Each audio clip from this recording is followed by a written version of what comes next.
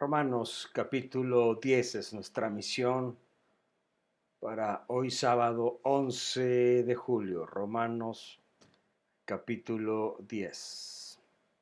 Para poder entender un poquito acerca del capítulo 10 en Romanos, creo que es muy importante que retrocedamos unos cuantos versículos al capítulo 9, al verso 30. Recordemos que la Biblia fue escrita sin capítulos y fue escrita sin versos también, sin versículos. Por lo pronto, si yo veo mi Biblia, estoy mirando el capítulo 10 y en el verso 30 del 9 dice la justicia que es por la fe. Es una especie de subtítulo en el verso 30 de la versión Reina Valera 1960. No sé así en tu versión o en la versión que estés leyendo si aparezca de igual manera. Pero veo muy importante que podamos retroceder para poder entrar en contexto en el capítulo 10 y para que podamos agarrar un poquito de la idea de lo que venimos diciendo, para que podamos entender un poquito más acerca de estas palabras del apóstol Pablo aquí en la epístola a los Romanos. Dice así, verso 30 del capítulo 9. ¿Qué pues diremos? Que los gentiles que no iban tras la justicia han alcanzado la justicia, es decir, la justicia que es por la fe. Mas Israel, que iba tras una ley de justicia, no la alcanzó, Israel no lo alcanzó. ¿Por qué? Porque iban tras ella no por fe, sino como por obras de la ley, pues tropezaron en la piedra de tropiezo. ¿Cómo está escrito? He aquí, pongo en Sión piedra de tropiezo. Híjole, roca de caída. Y el que creyere en él no será avergonzado. Vamos a orar. Padre, te damos gracias por tu palabra. Bendice tu palabra. Bendice estos versículos que hoy vamos a leer, que pretendemos estudiar. Ayúdanos, Espíritu Santo, a retenerlos en nuestra mente y en nuestro corazón. Te pedimos, Padre bendito, que abra los ojos de nuestro entendimiento, como lo dice tu palabra, para que podamos, Padre bendito, disfrutar todo lo que está aquí escrito y para que podamos hacer nuestras tus palabras, tus promesas, para que encontremos paz y sobre todo, Señor, para conocerte un poquitito más. Ayúdanos, Padre, en este otro intento de querer aprender más acerca de tu palabra. Quita toda distracción. Quita de nosotros, Padre, el cansancio, la apatía. Quita la distracción, aquello que nos estorbe, aquello, Padre, que no nos permita conectarnos claramente con tu palabra. Espíritu Santo, necesitamos que tú nos ayudes. Necesitamos, Padre bendito, que seas tú el que haga la labor en nuestras vidas. Te pido por mis amados hermanos, acá en el Instituto Internacional, en este Instituto Teológico. Te doy gracias por ellos, gracias por esta hambre y sed que tienen de tu palabra. Te pido que sean saciados. Y te pido, Padre, que tú toques también sus corazones para que aprendamos más y más acerca de quién eres tú, acerca de lo que tú quieres que seamos nosotros, acerca, Padre, de lo que es tu palabra y todo este gran misterio en el que estamos envueltos a través de la muerte, de la resurrección de nuestro Señor Jesucristo. Te alabamos y te bendecimos, Señor Jesús. Amén. Bueno, ya les había dicho entonces que regresábamos unos cuantos versículos al capítulo 9 y quiero que los vayamos viendo detenidamente para poder entrar de lleno al capítulo 10. Este capítulo 10 tiene apenas 21 versículos. Tendríamos 2 horas para hablar de este capítulo 10. Yo creo que es demasiado tiempo, pero no importa. El tiempo que nos lleve, vamos a aprovecharlo, vamos a disfrutarlo, vamos a pasarla bien, porque el Señor está aquí con nosotros en este momento. Dice así el verso 30 otra vez. ¿Qué pues diremos? ¿Que los gentiles que no iban tras la justicia han alcanzado la justicia? Es decir, la justicia que es por fe. La justicia que es por fe. Nuevamente la palabra fe, pistis, allá en el original, nos está introduciendo a la justicia de Dios. Nuevamente la fe como un elemento primordial, como la materia prima para vivir nuestras vidas en Cristo, nos está ayudando a entender la importancia de vivir a través de esa fe, pero fe es creer. Ya lo hemos dicho, después la fe es la certeza de lo que no se ve, es la convicción de lo que se espera. Eso es la fe. Y tú y yo hemos sido llamados a vivir por fe y no a vivir en una ley.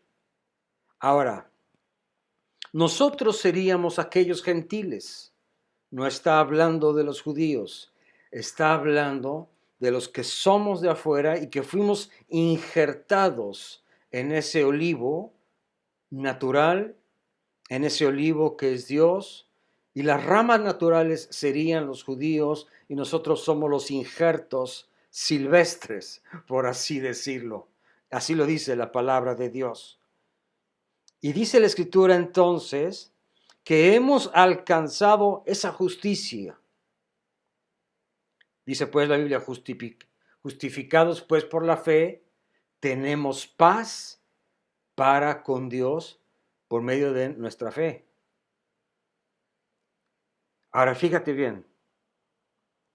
Verso 31 dice, más Israel, que iba tras una ley de justicia, no la alcanzó.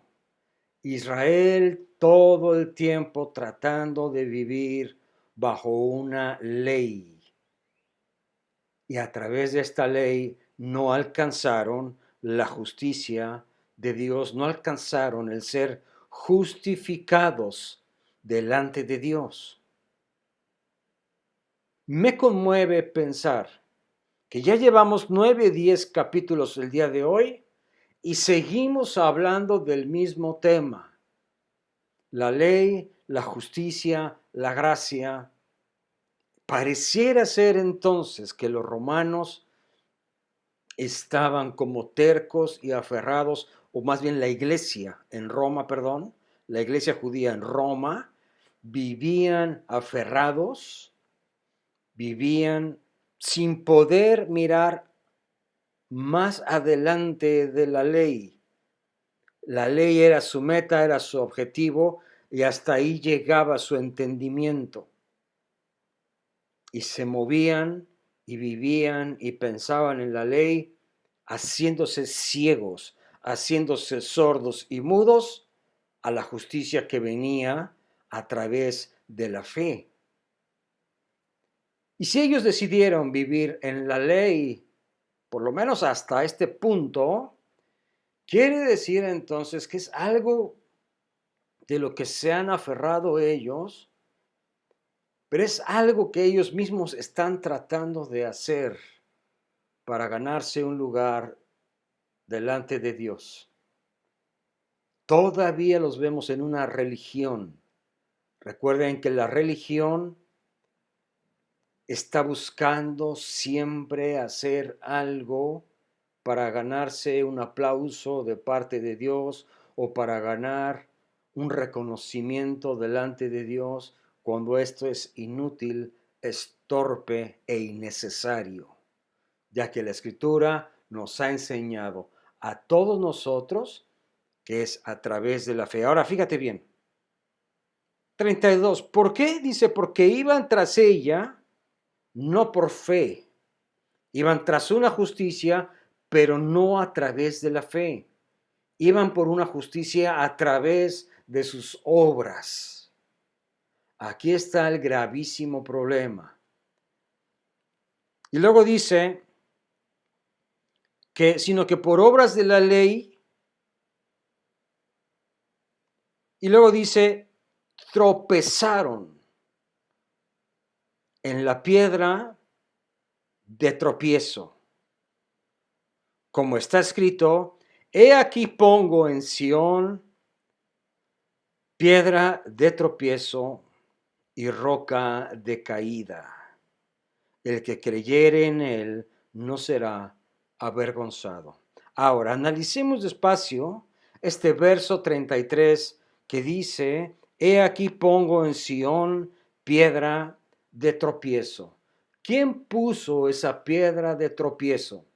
¿Moisés? No. Pablo tampoco, mucho menos.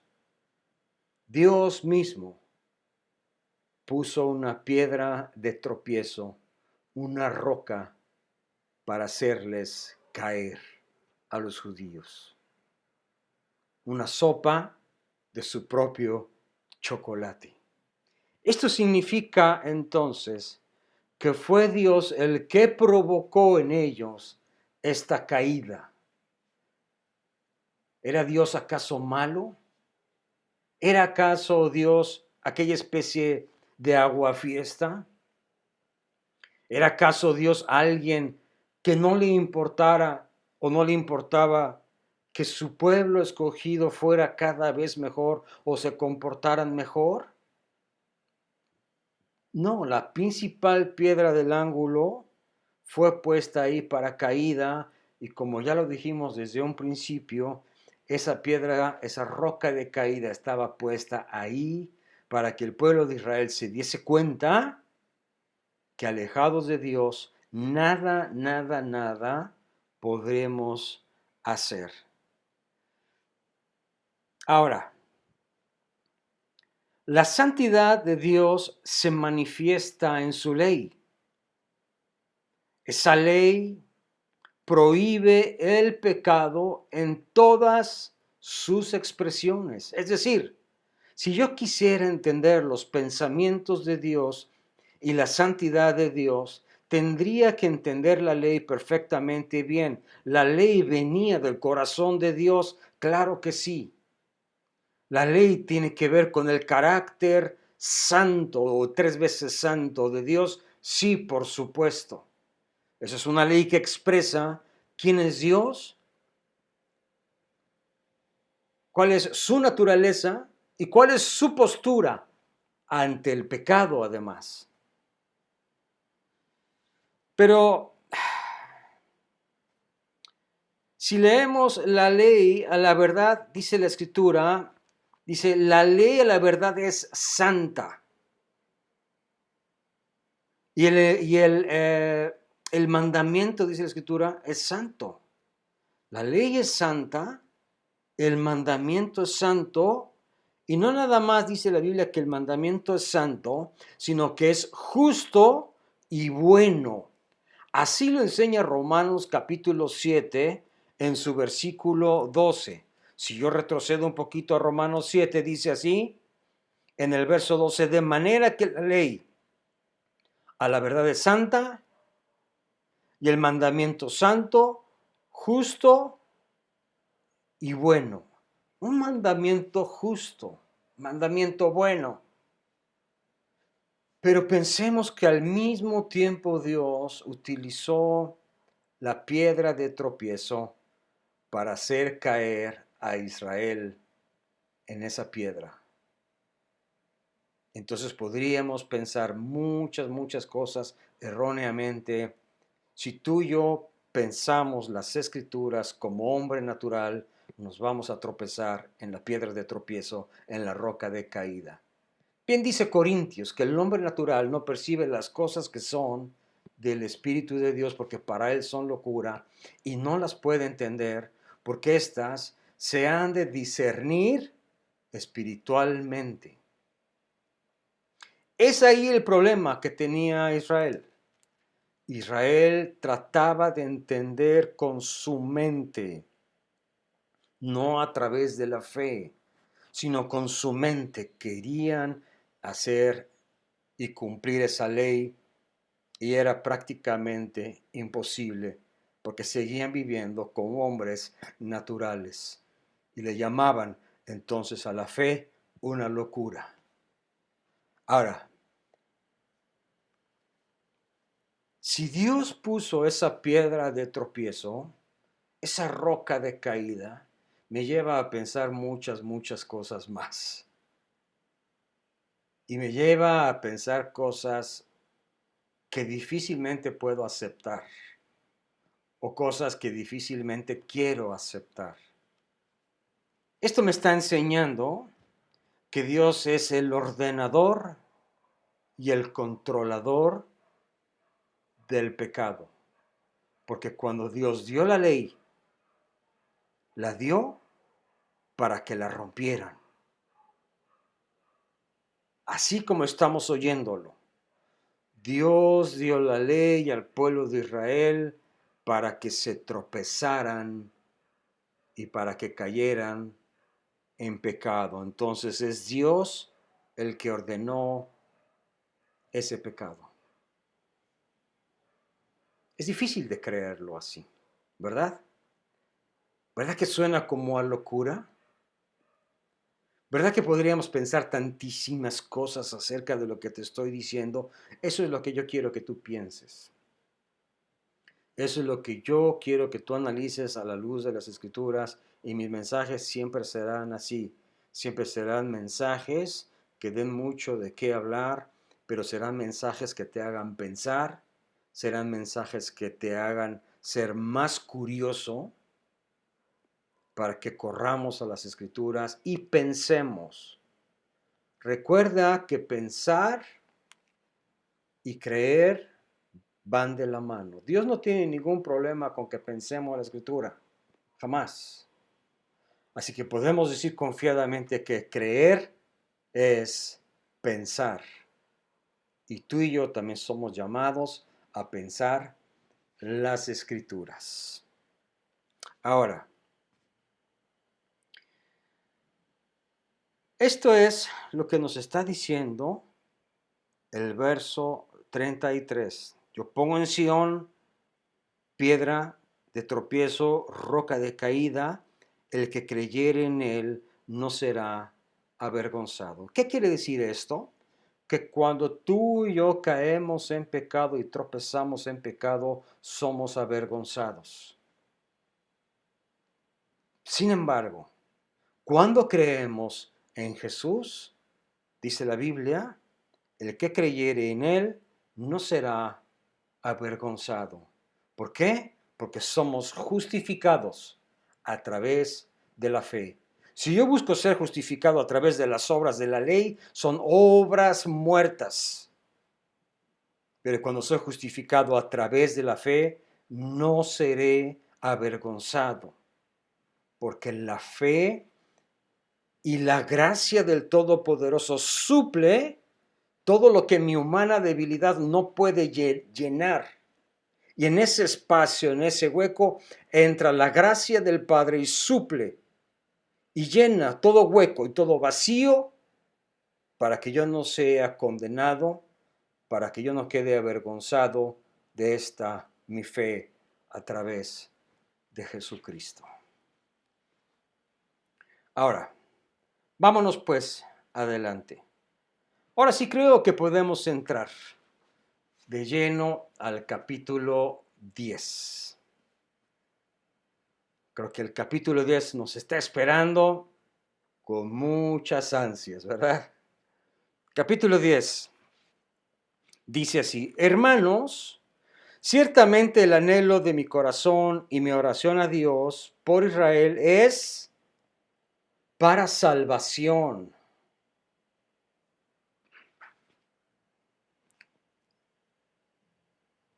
Porque yo les doy testimonio de que tienen celo de Dios, pero no conforme a ciencia. Porque ignorando la justicia de Dios, o sea, eran ignorantes, pues. Ellos decían ser muy doctos, decían ser muy sabios, muy preparados. Dice aquí, verso 3, ignorando la justicia de Dios y procurando establecer su propia justicia, no se han sujetado a la justicia de Dios. Porque el fin de la ley se llama Jesucristo, para justicia a todo aquel que cree. Y dice 5, porque de la justicia que es por la ley, Moisés escribe así: el hombre que haga estas cosas, el que haga estas cosas vivirá por ellas, o sea, vivirá o morirá por ellas. Y fíjense bien cómo el apóstol Pablo empieza este capítulo 10 en el verso 1, hablando de un anhelo en su corazón. Había una pasión ahí adentro en el corazón del apóstol Pablo. Había una pasión que pocas veces se ve hoy en nuestras vidas. Una pasión que se ha dejado de ver en las iglesias. Una pasión que se ha dejado de ver aún en los pastores, aún en los que se dicen muy líderes, aún en todo ese núcleo o en todo ese estereotipo de las iglesias del día de hoy. Ha perdido ese anhelo y esa pasión que tenía Pablo. Dice la Escritura, ciertamente el anhelo de mi corazón y mi oración no nada más era un anhelo. El anhelo de Pablo se convierte en una oración. Así debería ser nuestras vidas. ¿Tienes algún anhelo en tu vida? El que sea. El anhelo se convierte automáticamente en una oración. A Dios, una oración a Dios, dice aquí, por Israel,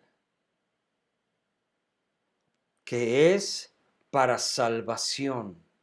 Un anhelo, una oración para salvación por Israel, el pueblo elegido de Dios. Es ahí donde se encontraba Pablo con sus amigos, con sus familiares, con sus grandes maestros.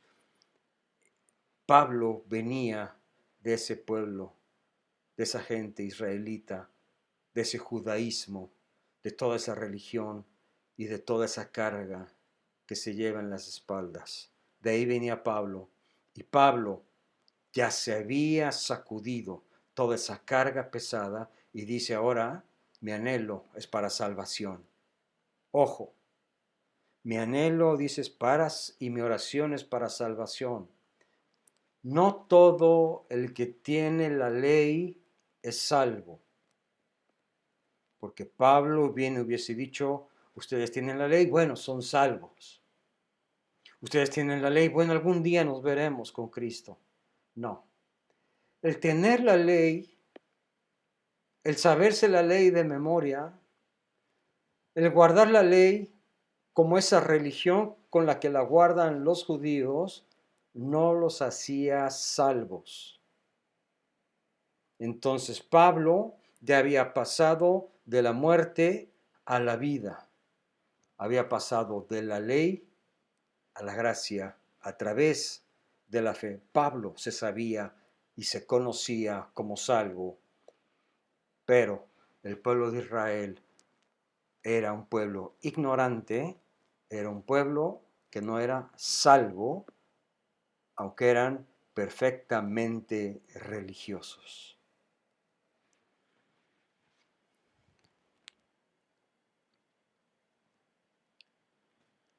Estos versículos, en definitiva, fíjense bien, estos primeros versículos del capítulo 10 me hacen regresar al capítulo 9 también en sus primeros versículos. Capítulo 10 dice en los primeros versículos que hay un anhelo en el corazón, una oración para salvación. Hasta aquí está muy bien, está muy entendido hasta aquí. Queda claro.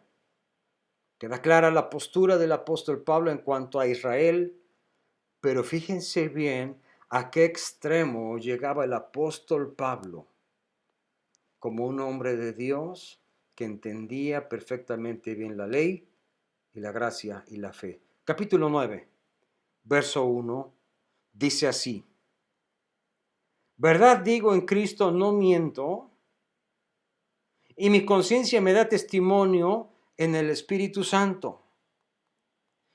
Mi conciencia me da testimonio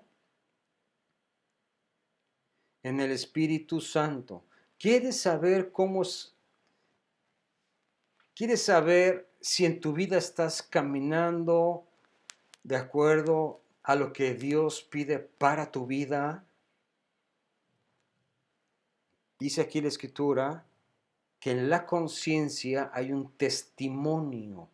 Ese testimonio en el Espíritu Santo es un toque que hay en tu corazón y en mi corazón, de tal suerte que yo no necesito ver a Dios, ni necesito ver a Jesús en carne y tocarlo para creer que Él está. Es un testimonio interno en nuestro corazón. Cuando la gente nos dice, yo no he visto a Dios y yo no voy a creer en Él, porque yo no lo he visto, yo primero como Santo Tomás, así dicen muchos, ¿no? Yo como Tomás primero veo y después creo. No, estás mal. Nosotros los cristianos, dice la Biblia, nuestra conciencia recibe un testimonio interno, es un toque interno, es una conexión en el Espíritu Santo. A eso se refiere el testimonio. Esa traducción de la palabra testimonio probablemente no quede muy clara, pero se refiere a todo esto que te estoy diciendo. Es el toque divino del Espíritu Santo en tu conciencia. Tú no me dejarás mentir que cuando tú y yo nos equivocamos, nuestra conciencia nos reprende. Y dice la Escritura, si tu conciencia no te reprende, mayor que nuestra conciencia es Dios, que Él sabe todas las cosas. Nuestra conciencia juega un papel importantísimo en nuestra vida en Cristo, porque en nuestra conciencia, que viene siendo nuestro corazón y nuestra alma, es donde recibimos ese toque del Espíritu Santo, para saber si estamos caminando de acuerdo a su voluntad o si estamos haciendo nuestra propia voluntad. Por eso me extraña que algunas veces pensemos, Dios me dijo que hiciera esto cuando Dios no dijo nada. Es que Dios me dijo que me casara con ella. Dios no te dijo nada. Es que Dios me dijo que me casara con aquel y que algún día iba a dejar el alcohol, iba a dejar las drogas. Dios no te dijo nada. No hubo ese testimonio interno en tu corazón a través del Espíritu Santo en tu conciencia. Porque cuando yo estoy haciendo algo, de inmediato mi conciencia me reprende. Entonces dice aquí el apóstol, versículo 2, dice, yo tengo gran tristeza y continuo dolor en mi corazón. Fíjese bien, está hablando de la conciencia, pero al mismo tiempo está hablando del corazón. ¿Ya ves lo que te venía diciendo hace rato? Había una tristeza y un continuo dolor en su corazón. Wow. Porque desearía yo mismo ser anatema. Anatema es, la traducción literal de anatema es ser maldito. ¿Desearía yo ser maldito o maldecido por Dios? Separado de Cristo, por amor de mis hermanos, mis parientes, dice ahí, según la carne. Le está diciendo en pocas palabras, Dios, yo deseo ser maldito a cambio de que ellos sean salvos. Esto solamente lo puede decir un intercesor de veras. Por eso yo no sé qué se escucha en las reuniones de oración. Tengo mis dudas. Ya he pasado más de 40 años yendo a reuniones de oración. He escuchado más y más y más gente decir, estuve orando con Dios y Dios me dijo esto y me dijo el otro, y después te das cuenta que está diciendo mentiras, que se autoengañó. El apóstol Pablo dice, yo desearía ser maldito, separado de Dios por toda la eternidad. Acepto el fuego eterno, acepto la maldición, acepto el infierno con tal de que aquellos sean salvos. Como diría Chabelo, le entro a la catafixia. Yo me voy al infierno, pero ellos se salvan. Esa es la vida del apóstol Pablo. Es la vida de un ser humano que entendió perfectamente la diferencia de vivir en la ley y de vivir en la gracia. Ese es el punto donde tú y yo deberíamos de interceder por nuestros familiares, por nuestros hijos, por nuestros amigos, por el mundo, por aquel presidente o presidentes que tanto hemos odiado y que se habla tanto en redes sociales para maldición y no para bendición. Ahora, 4 del capítulo 9. Mis parientes según la carne, luego dice que son israelitas, de los cuales son la adopción, la gloria, el pacto, la promulgación de la ley, el culto y las promesas. Para esos israelitas era todo este paquete, todo este combo de beneficios y de bendiciones era y fue diseñado y pensado para Israel.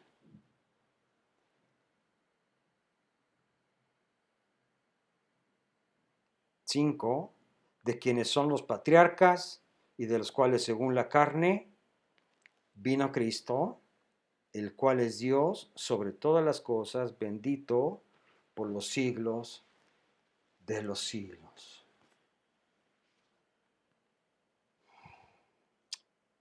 Que estamos viendo nuevamente, no nada más un Pablo preocupado por la salvación. Estamos viendo a un Pablo que se pone en la brecha, un Pablo intercesor, un Pablo que da su vida por otros. Me hace pensar en Jesucristo. Jesucristo dijo, yo muero en la cruz como maldito. Yo pago los platos rotos de todos aquellos que no te conocen. Y de hoy en adelante, dice Jesús, borrón y cuenta nueva. Las cosas viejas pasaron y todas son hechas nuevas. Pero aquí hay un gran paralelo. Vamos a entrar a un paralelismo. Quiero que me acompañes también y vamos a ver como un otro hombre que también vivía en la ley, cómo es que este hombre también pudo vivir en la gracia. Y te estoy hablando nada más ni nada menos que de Moisés. Moisés es también un varón de Dios, un intercesor también. Era un hombre también que tenía muy claro en su mente, en su corazón, la idea de la maldición y de la bendición a través de la gracia. Y necesitamos ir entonces obligadamente a Éxodo para que podamos entender esto. Vámonos a Éxodo capítulo 32. Acompáñame, Éxodo capítulo 32. Génesis, Éxodo, al verso 32, al capítulo 32, perdón. Ustedes recuerdan que en este capítulo 32, Jehová tiene una cita con Moisés en el monte de Dios por 40 días y 40 noches, así como le pasó a Jesús también. 40 días y 40 noches, dice la Escritura, que ayunó Jesucristo. Y entonces, dice la Escritura, que cuando Moisés acabó de hablar con Jehová, Jehová le dijo, hey, desciende pronto, porque este tu pueblo se ha corrompido y se han hecho imágenes de fundición y bien pronto se han olvidado de mí. Entonces estaba Moisés allá en el monte con el Padre. Y dice así, 32:1, viendo al pueblo que Moisés tardaba en descender del monte, se acercaron entonces a Aarón y le dijeron, levántate, haznos dioses que vayan delante de nosotros, porque este Moisés que dijo que ahorita venía, quién sabe dónde está, ya mira qué horas son y nomás no llega el Moisés, hombre. Y luego dice más adelante, este varón que nos sacó de tierra de Egipto, no sabemos qué le haya acontecido, no sabemos si se lo comió un oso, si se lo comió una víborota, no sabemos si se fue de pinta, o sea, no sabemos dónde está, dice el verso 3. Y Aarón les dijo, apártenme zarcillos de oro que están en las orejas de vuestras mujeres y vuestros hijos y de vuestras hijas y tráiganmelos. Y dice la Escritura que Aarón echó todos estos zarcillos y todo este oro al fuego. Verso 7 dice, entonces Jehová le dijo a Moisés, anda, desciende, porque tu pueblo que sacaste de tierra de Egipto se ha corrompido, desciende, apúrale, se han corrompido. Pronto se han apartado del camino que yo les mandé y se han hecho un becerro de fundición y lo adoran además. Y dijo más Jehová a Moisés, yo he visto a este pueblo que por cierto es pueblo de dura cerviz. Ahora pues, dice versículo 10, fíjate bien, déjame que se encienda mi ira en contra de ellos y los consuma. Moisés y Dios teniendo un diálogo en común y pareciera ser que Dios le está pidiendo permiso, no es así, pero este diálogo y de la forma en la que está redactado y está escrito, dice Dios, déjame, le dice a Moisés, que se encienda mi ira.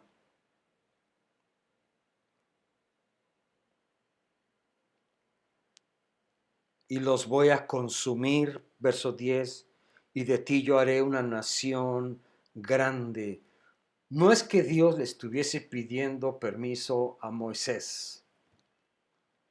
La cuestión a discutir es que Moisés siempre fue un intercesor y siempre estaba en la brecha por Israel. Es decir, estaba Dios, estaba Moisés y estaba Israel. En el centro estaba Moisés. Y pareciera ser que Dios le está diciendo, a ver, dame permiso, a ver Moisés, hazte un pasito para acá, porque los voy a consumir, los voy a acabar, porque bien pronto se han olvidado de mi pueblo de dura cerviz. 11. Entonces Moisés oró en presencia de Jehová su Dios y le dijo, oh Jehová, ¿por qué se encenderá tu ira y tu furor contra el pueblo que tú sacaste de tierra de Egipto con gran poder y con mano fuerte? ¿Por qué?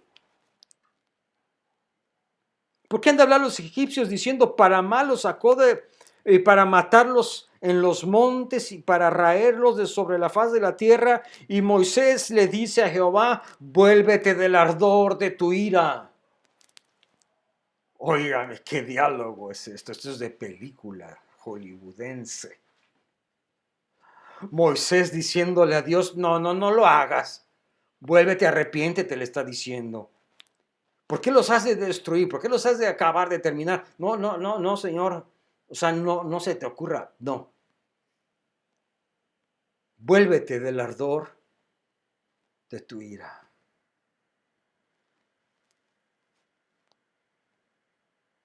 14. Entonces Jehová se arrepintió del mal que dijo que había de hacerle a su pueblo Israel. Ahora, Moisés entonces se presenta delante de Aarón después de este diálogo con todo el pueblo, y Aarón, en su forma más incrédula y absurda, le dice a Moisés, Moisés, pues fíjate que agarramos todo esto, lo echamos al fuego y surgió un becerro, fíjate. O sea, como que de la nada salió un becerro. Entonces yo lo saqué del fuego y lo estamos adorando.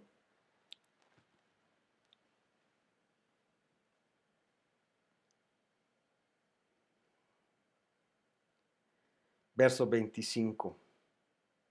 Viendo Moisés que el pueblo estaba desenfrenado porque Aarón lo había permitido para vergüenza de sus enemigos, se puso Moisés a la puerta del campamento y dijo, ¿quién está por Jehová? Júntese conmigo. Y se juntaron con él todos los hijos de Leví. Les dijo, así ha dicho Jehová, el Dios de Israel, poned cada uno su espada sobre el muslo y pasad y volver a la puerta del campamento y matad cada uno a su hermano, a su amigo, a su pariente, mátenlos. Y los hijos de Leví así lo hicieron conforme al dicho de Moisés. Verso 30. Y aconteció que al día siguiente dijo Moisés al pueblo, vosotros habéis cometido este grave pecado, pero yo subiré ahora a Jehová.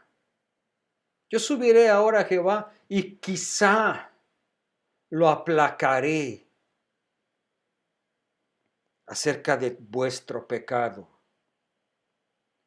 Entonces volvió Moisés a Jehová y le dijo, te ruego pues que este pueblo ha cometido gran pecado porque se hicieron dioses de oro.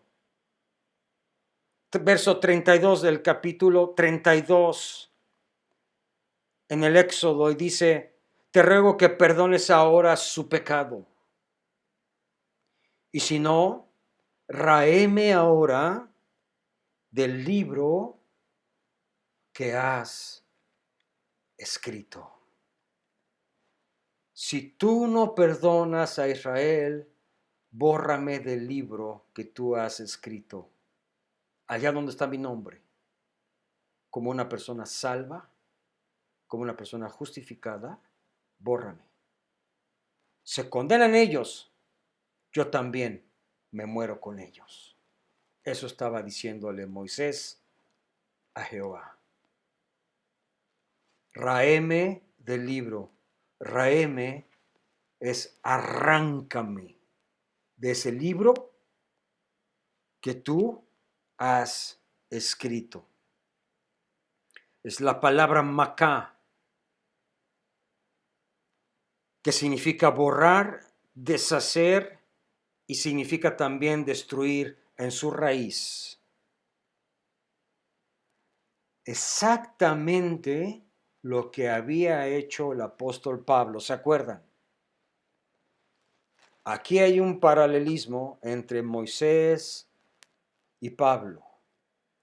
Tanto Moisés como Pablo venían de la ley, no se nos olvide. Moisés fue el conducto por el cual dio la ley al pueblo de Israel, porque Moisés recibió las tablas de la ley de parte de Dios. Cuando Moisés se encuentra con toda esta fiesta, Moisés agarra esas tablas de piedra y las azota y se rompieron. Y después hicieron otras de madera. Pero la ley vino de parte de Dios a través de Moisés para el pueblo, así como también el apóstol Pablo venía de la ley como judío, como fariseo y como todo lo que tú quieras y con todos sus estudios y todo su currículum que él traía tan impresionante, venía de la ley, pero tanto Moisés como Pablo aprendieron a brincar de la ley a la gracia y a la fe. Muchas veces hemos escuchado decir que Jesucristo vino en tiempos de la ley no es cierto, de la gracia. La gracia ya se venía manifestando desde los días de Moisés en el Éxodo, y me atrevo a decir que la gracia ya se venía manifestando inclusive antes, desde Adán y Eva. No se menciona la palabra gracia como tal. Sin embargo, sí puedo pensar entonces que muchos de los sucesos como se fueron dando y como se fueron redactando, me llevan a pensar que a través de la gracia es que Adán y Eva vivieron y toda su descendencia también, y que Noé, sus 3 hijos, las esposas de los hijos y la esposa de Noé también estaban viviendo en la gracia. Entonces vemos a Moisés y al apóstol Pablo viviendo ahora en la gracia, pero me encantó entender que los dos se pusieron en la brecha por un pueblo rebelde y contradictor.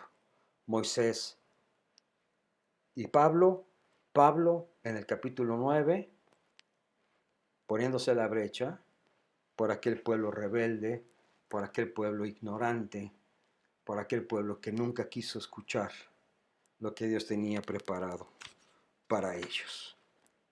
Así las cosas.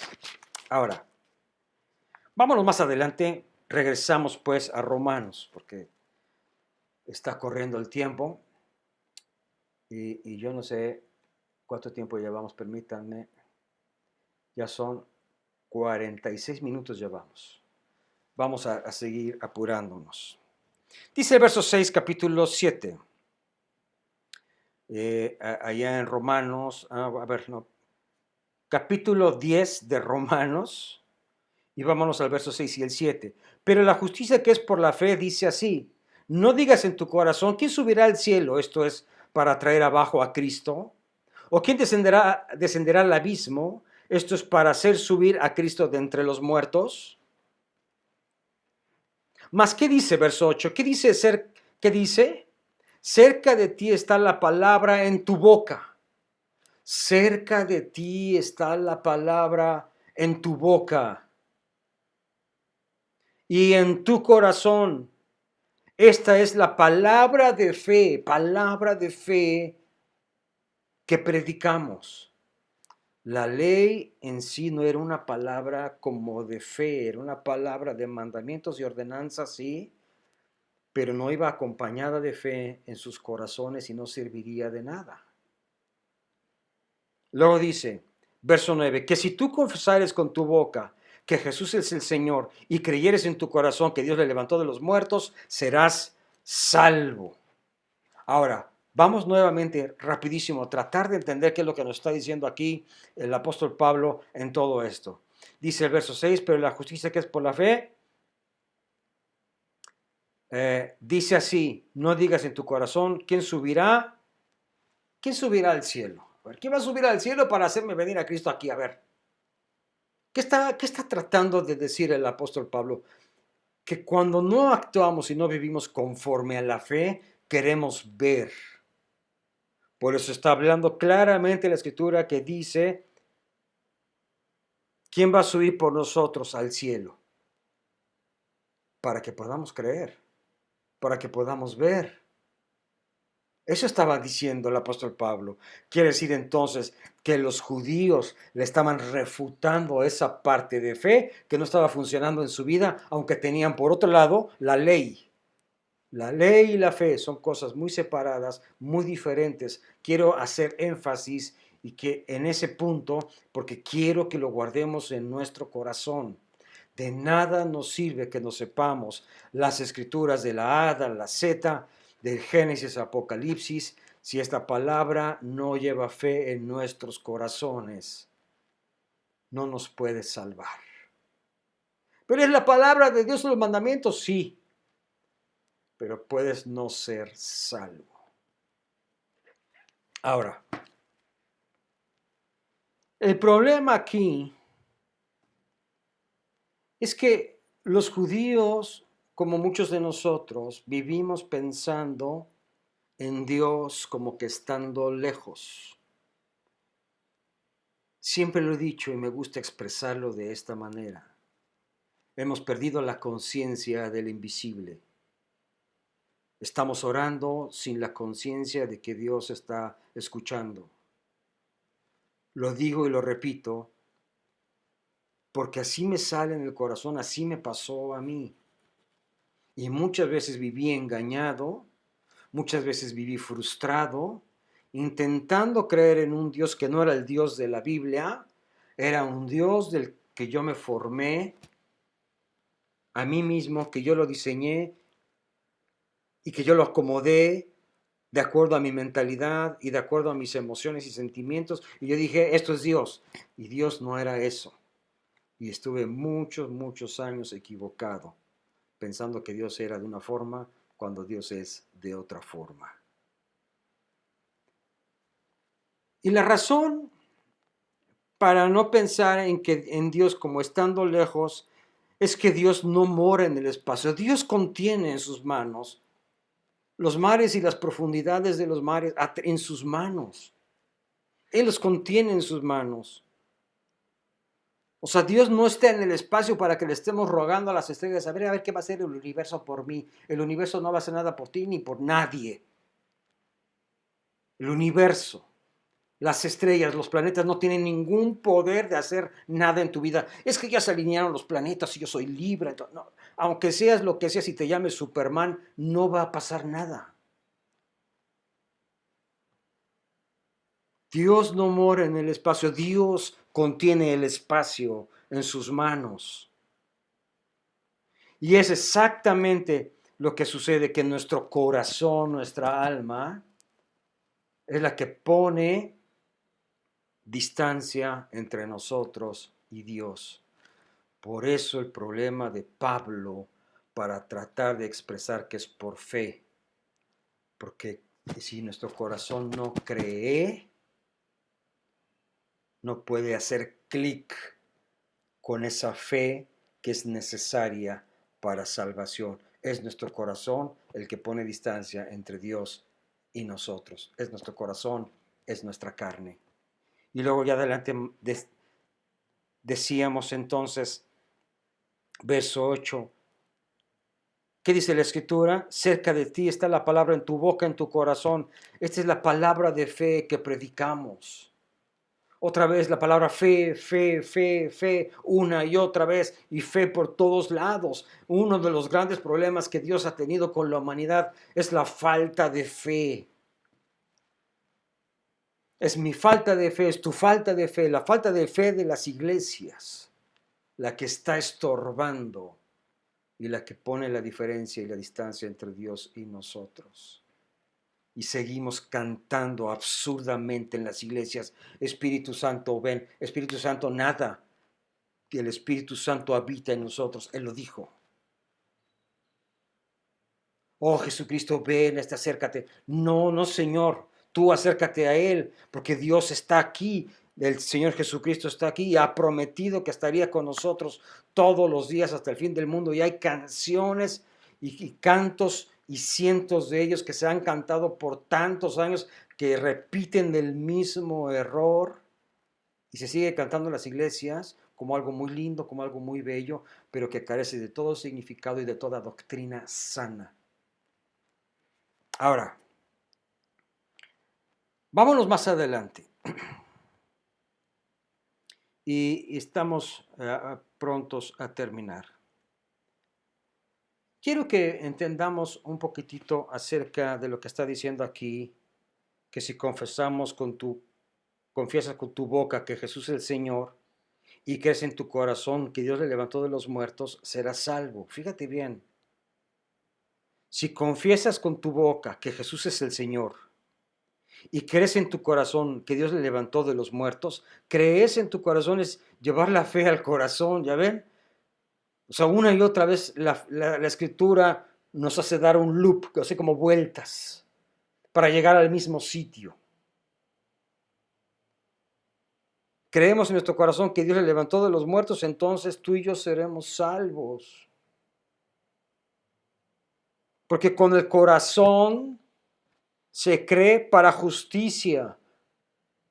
O sea, con la fe Se cree el corazón, la fe, se cree para justicia, pero con la boca se confiesa para salvación. Quiero llevarte rapidísimo a un pasaje que creo que nos va a ayudar a entender esta gran verdad. Este pasaje es nada más ni nada menos que la mujer samaritana. Acompáñame a Juan capítulo 4. Vámonos rapidísimo al Evangelio según San Juan, en el capítulo 4, perdón. Dice ahí a manera de subtítulo en la versión 1960 Reina Valera, dice Jesús y la mujer samaritana. ¿Ok? Dice la escritura que Jesús salió de Galilea y le era necesario pasar por Samaria. No nos podemos detener mucho acerca de lo que era Samaria y los samaritanos. No quiero que nos salgamos del contexto y de donde venimos o donde queremos llegar, pues. Pero dice ahí que Jesús llegó a Samaria, tuvo sed, se acerca a un pozo, hay una mujer sacando agua con su cántaro y Jesús le dice a esa mujer, dame de beber. La mujer se sorprende porque judíos y samaritanos no se trataban entre sí. Entonces Jesús se presenta ante una mujer samaritana, una mujer pecadora. No era una mujer ejemplar, ni era una dama de la nación. Era una mujer samaritana. Se podría decir que era una mujer que muchos dirían hoy es una mujer sucia. Es una mujer pecadora. Y Jesús, rompiendo el molde y en su singular manera de tratar de enseñar las cosas en su estilo muy particular, se le acerca a la mujer y le pide agua. Y la mujer se queda sorprendida y le dice, ¿cómo tú siendo judío me pides a mí que te dé de beber? Y la mujer empezó a sospechar que algo andaba medio mal por allí.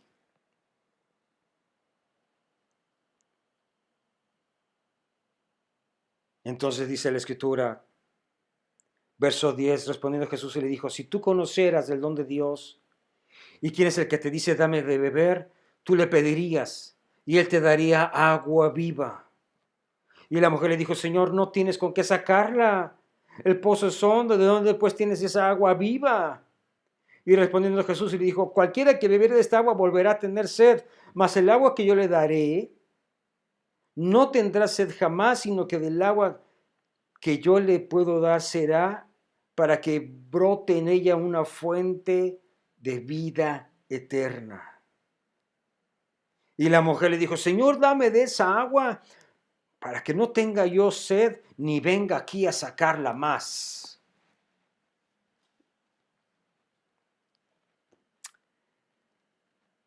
Y Jesús le dijo, ve y llama a tu marido y ven acá. Y la mujer le dijo, bueno, pues la verdad no tengo marido. Con el que estoy viviendo no es mi marido, 5 maridos he tenido y con el que ahorita vivo pues tampoco es mi marido. O sea, pues ¿cómo lo hacemos, Señor? Imagínense. Esta dama ya tenía un currículum impresionante de fornicación, quizá de adulterio, de lo que tú quieras, gustes o mandes. Ya traía un currículum. Y entonces Jesús le dijo, 5 maridos has tenido y el que ahora tienes no es tu marido, has dicho la verdad. Verso 18. Y le dijo mujer, y le dijo la mujer, Señor, me parece que tú eres profeta, oye. Nuestros padres adoramos en este monte y vosotros decís que en Jerusalén es el lugar de donde se debe de adorar. 23. Mas a la hora viene y la hora es cuando los verdaderos adoradores adorarán al Padre en espíritu y en verdad, porque también el Padre tales adoradores busca que le adoren. Dios es espíritu y los que le adoran en espíritu y en verdad es necesario que le adoren Verso 25, le dijo la mujer, yo sé que ha de venir el Mesías llamado el Cristo y cuando Él venga nos declarará todas las cosas. La mujer de Samaria estaba esperando al Mesías. Y verso 26, Jesús le dice, yo soy el que habla contigo.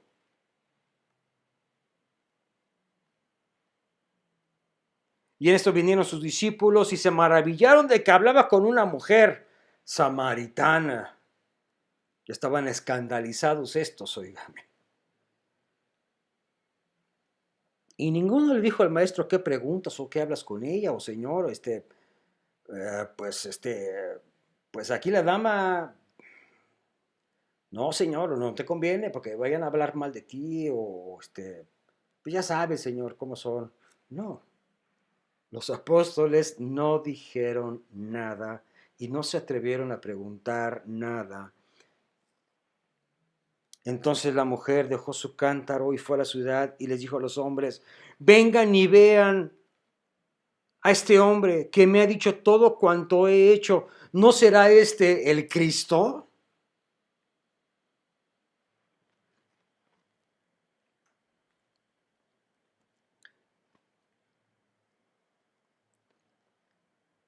Romanos 10, verso 9. Si confiesas con tu boca que Jesús es el Señor y creyeres en tu corazón que Dios le levantó de los muertos, serás salvo. La mujer, con su confesión, en ese momento pasó de muerte a vida. Sí, la mujer samaritana. La mujer samaritana tuvo más entendimiento que muchos otros pueblos pudieron tener juntos.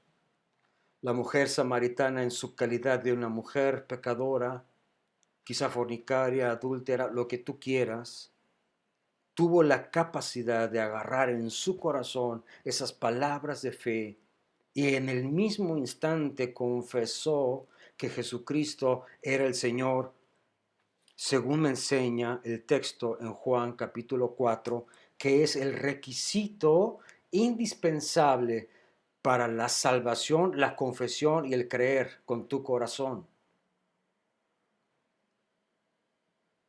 Dice verso 10 del capítulo 10 de Romanos, porque con el corazón se cree para justicia, pero con la boca se confiesa para salvación.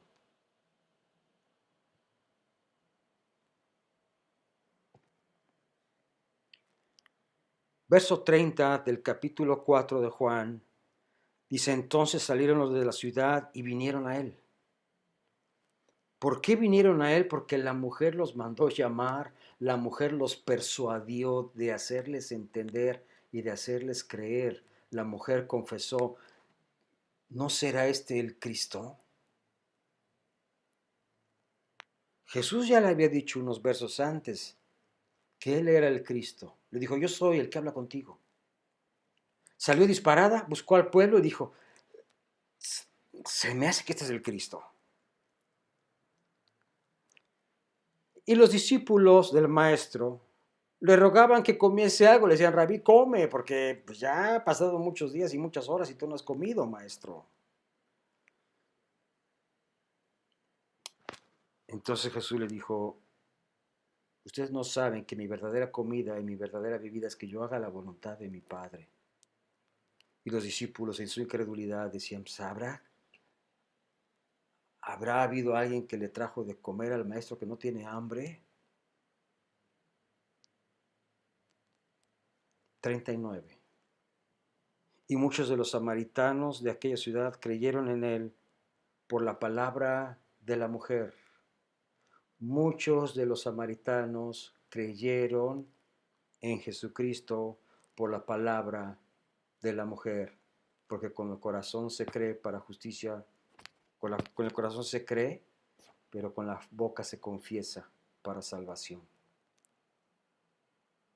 La mujer confesó que aquel era el Cristo. Fue una mujer, esas damas que necesitamos hoy, que no les da vergüenza hablar de su maestro.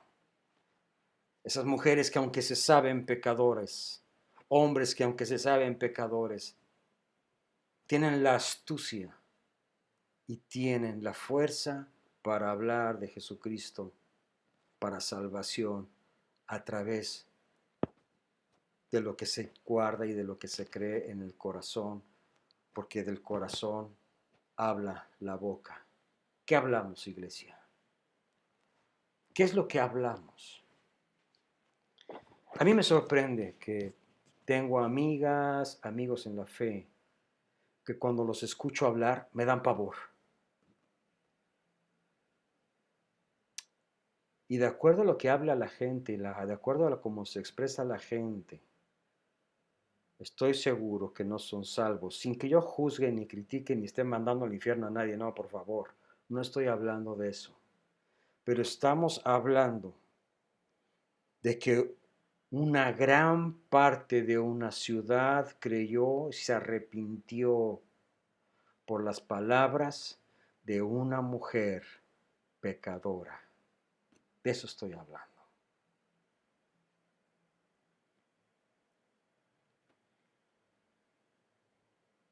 Y luego dice verso 40, entonces vinieron los samaritanos a él y le rogaron que se quedase con ellos, y se quedó allí 2 días más, y muchos creyeron más por las palabras de él. Y le decían a la mujer, ya no creemos solamente por tu dicho, nosotros mismos hemos oído y sabemos que verdaderamente este es el Salvador del mundo, el Cristo. Es decir, ya escuchamos tus dichos, mujer samaritana, ya lo experimentamos ahora.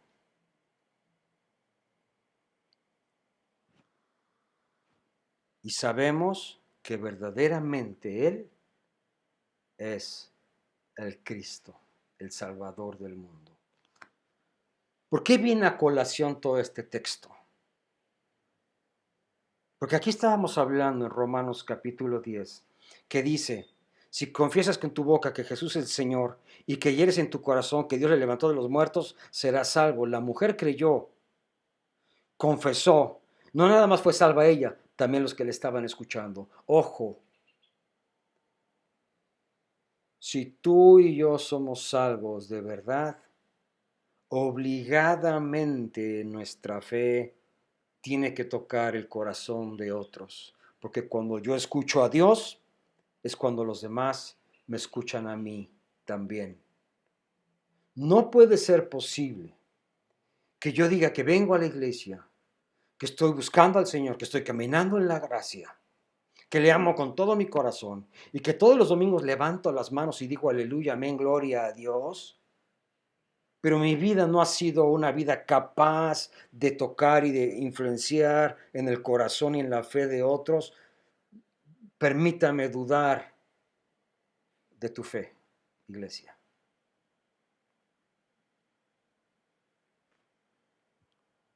Verso 13 del capítulo 10 de Romanos, porque todo aquel que invocar el nombre del Señor será salvo. 14.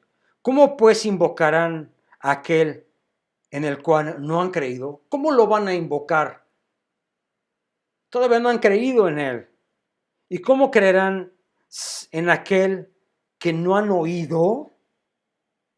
¿Y cómo irán sin haber quien les predique? Ojo, para que las personas puedan venir al arrepentimiento, dice aquí en la Escritura, tienen que escuchar, tienen que oír que alguien les predique, según el verso 14. 15. ¿Y cómo predicarán si no fueren enviados? ¿Y cómo predicarán si no fueren enviados? Jesús enviaba a sus discípulos de dos en dos para hablar del reino de los cielos. Jesús enviaba. Hoy las iglesias difícilmente tienen una misión en los montes, en las selvas, en aquellos lugares o rincones de este mundo donde nadie llega y donde no hay acceso. Una iglesia que no tiene misión, que no tiene misioneros, difícilmente puede ser una iglesia con las características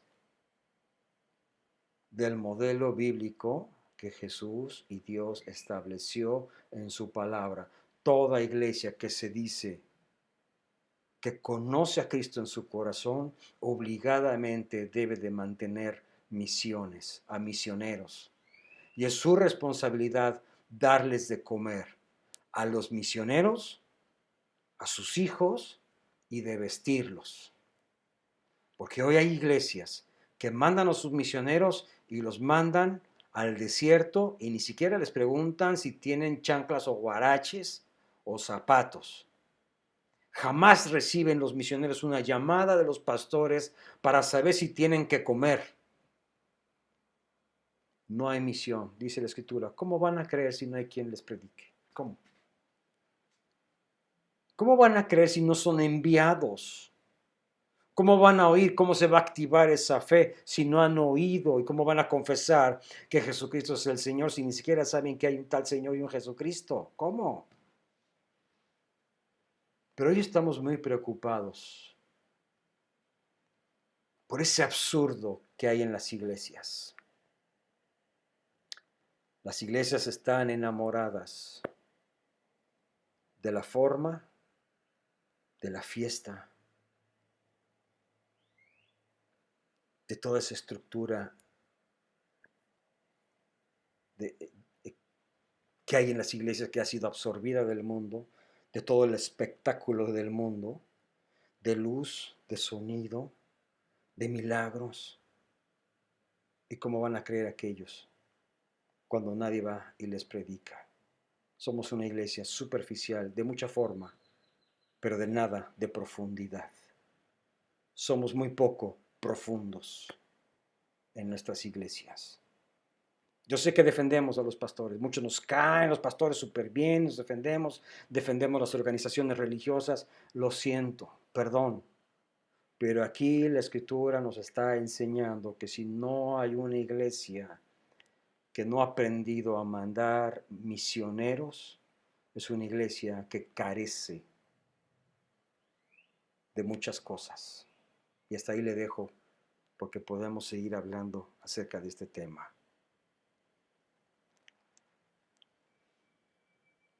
Dice ahí verso 16, mas no todos obedecieron al Evangelio, pues Isaías dice, ¿quién ha creído nuestro anuncio? Así que la fe es por el oír. ¿Cómo se activa la fe en el mundo? Por oír. ¿Cómo se activa tu fe en tu vida? Por oír. ¿Y qué van a oír? La palabra de Dios. 18. Pero digo, ¿no han oído? Antes bien, por toda la tierra han salido la voz de ellos, hasta los confines de la tierra sus palabras. Y dice el verso 19, también digo, no ha conocido esto Israel primeramente, y Moisés dice, yo os provocaré a celos con un pueblo que no es pueblo, con un pueblo insensato, os provocaré a ira. ¿Quién provoca celos? Dios. ¿Quién provocó la ira de Israel? Dios. Así como estás oyendo. Porque Dios es el ordenador y el controlador del pecado. Así, ordenador y controlador del pecado. Dios provocó a celos, Dios provocó a ira, Dios puso una piedra de tropiezo para que Israel tropezara y cayera. Isaías dice resueltamente, fui hallado por los que no me buscaban y me manifesté a los que no preguntaban por mí.